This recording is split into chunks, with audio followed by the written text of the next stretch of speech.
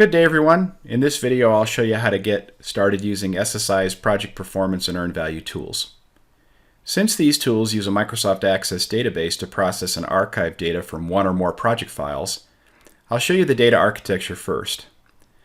The database, represented by the image on the right side of the screen, is created on demand once you start using our project performance and earned value toolset. Each project can have its own database, or one database can contain data from two or more project files. Additionally, one database can have a separate data set for each reporting period. This can be useful for evaluating added, deleted, or changed task values such as dates, durations, work, cost, and percent complete from one reporting period to the next. And in addition to capturing data directly from the project, you can import actual values for work and cost into the database from an external source, such as your labor and cost management system. SSI's QBD tools for managing quantifiable backup data or subordinate task steps for earned value can also use this database. I'll show you more about our QBD tools in a separate video. To get started, open a project and press Project Performance versus Baseline from the Performance and Earned Value group on the SSI Analysis Tools menu. Browse to an existing Project Performance and Earned Value database here, or enter a new name for your project's database and click the button named Make New DB. This will set up a new empty database for your project. Pay careful attention to the project unique name or ID and the project status date. Data is cataloged in the database by these two factors. You can see the project's name by displaying the project summary. The name you see on row 0 as the task name is the project's name as well.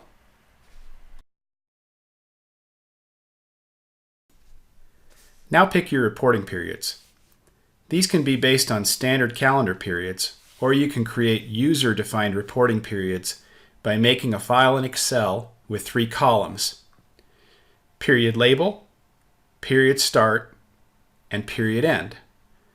Save this 3-column file as a comma-separated values file, or CSV, with any name that begins with the letters TSV. The period start and end dates can be any dates you like, as long as there are no gaps or overlapping dates.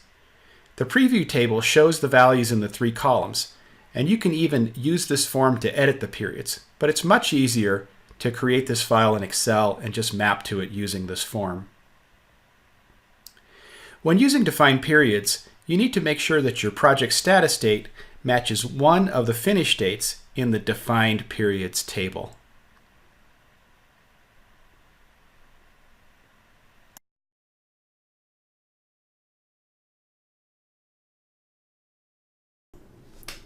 Now you're ready to post data into the database by its project name and status date.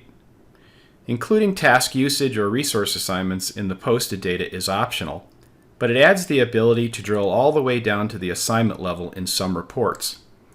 If you use this option, just be aware that it will take a bit longer to post. You can also repost all or part of the data in any period using these controls.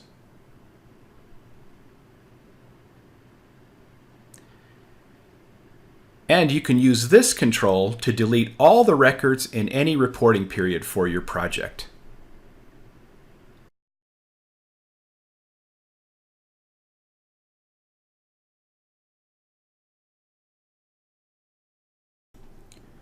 With at least one reporting period in the database for your project, you're ready to make baseline versus actual and forecasted performance reports.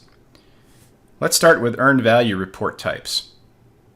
These will show you the planned value, earned value, actual value, and forecasted value for tasks in days, work hours, or cost. You can group and organize data by factors such as work package, the parent of the work package, the performing manager, or the responsible manager. Use the control named earned value unit of measure to select between task days, work, or cost.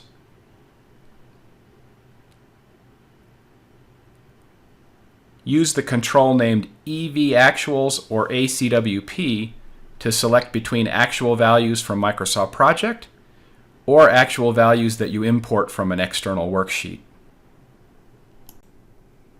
Here's an example of the SPA report, which shows work scheduled, referred to as BCWS or planned value, work performed, which is BCWP or earned value, actual value, ACWP or AV, and the forecast or estimate to complete.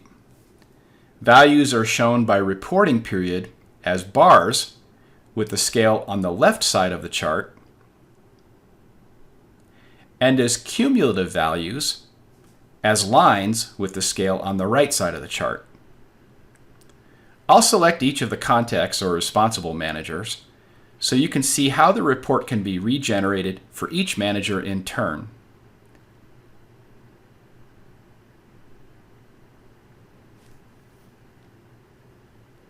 Of course, you can do the same for any of the factors shown by any of the data slicers.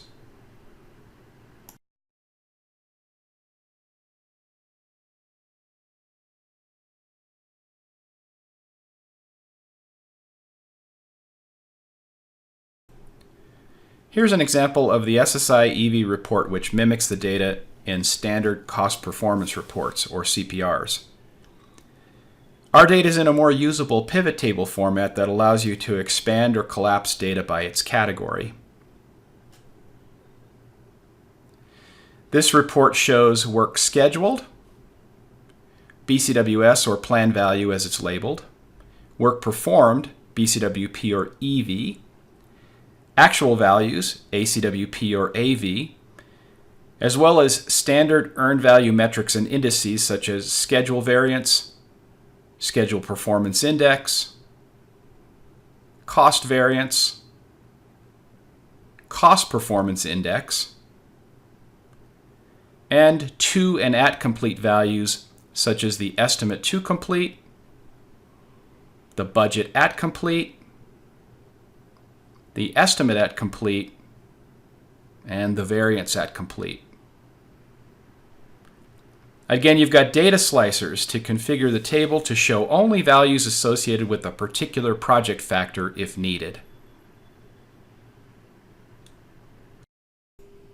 Now we'll look at baseline and forecast performance analysis reports.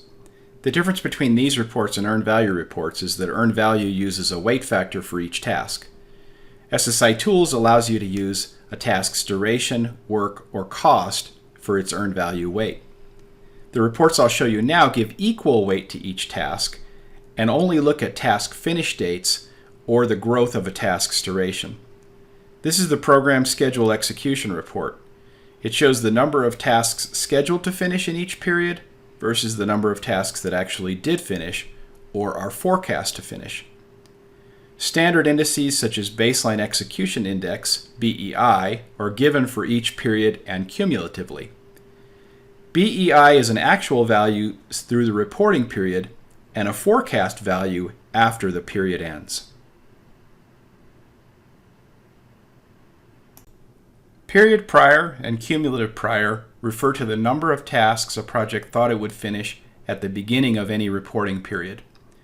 This is sometimes called the snapshot, and it's the basis for Current Execution Index, or CEI.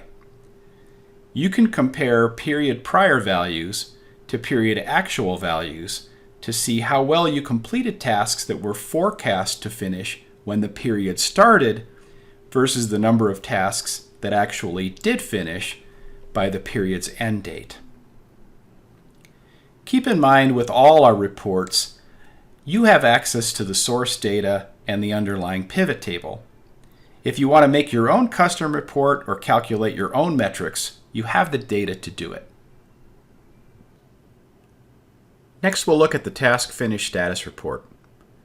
This is a simple report showing the number of tasks that finished or are forecast to finish early, on time, or late relative to their original baseline date. Late tasks are broken down based on their duration growth. Late with zero duration growth means a late task's actual or forecast duration is the same as its baseline, but it's finishing late. These tasks may have had their start date delayed by other tasks in the schedule, and the late start is causing the finish to also be late. Late with less than 100% duration growth means a late task's actual or forecast duration is greater than its baseline, but not more than double its original baseline duration. Late with greater than 100% duration growth means a late task's actual or forecast duration is more than twice its baseline duration. The colors represent the degree of delay, with green being early tasks and red being tasks that are very late. The analysis of duration and finish date changes is also a simple report. It shows tasks with duration increases or decreases and tasks that moved in or out. As with all these reports, everything is relative to baseline values. If you want to focus on duration changes only, select Duration Execution from the data slicer. Or look at tasks that moved in or out relative to their baseline by selecting Finish Drift. This slicer allows you to choose between forecasted or completed tasks.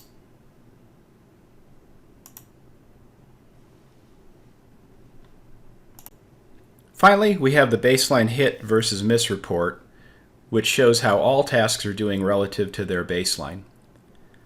You can configure your own definition of hit and miss here. A hit or miss can be evaluated by reporting periods. In other words, if a task finishes in the same period as its baseline, it's a hit. If it finishes outside the baseline period, it's a miss. Another option for hit and miss can be strictly based on baseline finish versus current finish date. Finish a task just one day later than its baseline, even if it's in the same reporting period, and it's a miss. On this report, you want to look for the gap between the total baseline, the blue line, and the cumulative hit line, which is the gray line. If that gap is growing, like we see here, your project is losing ground to the baseline. If the gap is staying the same or shrinking, you're holding ground or gaining ground relative to the baseline. Look for trends over time between these two lines on this report. Thanks for watching this Structured Solutions Tools video. As I mentioned in the beginning, there's one more component to SSI Project Performance and Earned Value tools related to quantifiable backup data, or QBD. Look for that video on our channel, or subscribe and click the bell to be notified whenever we publish something new. Have a great day, and thank you again from the team at Structured Solutions.